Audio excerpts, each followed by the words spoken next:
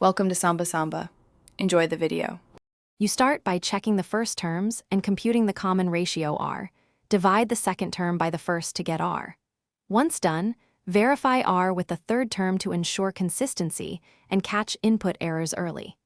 You do this because a geometric sequence requires a constant multiplicative step, and spotting a mismatch saves time.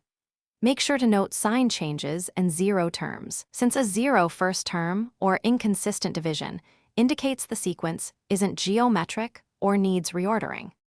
You apply the general formula and equals a1 times r to the power n minus 1 to generate or test terms.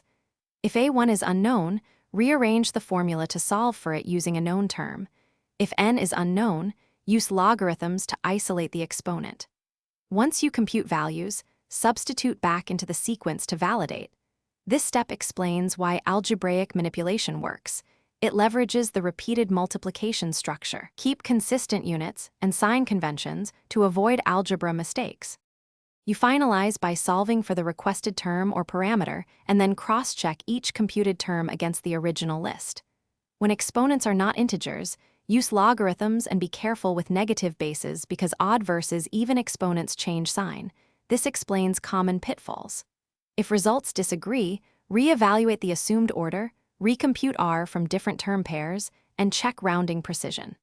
If necessary, recalculate using exact fractions rather than decimals to avoid floating point errors. Thanks for watching. Consider subscribing if we helped you.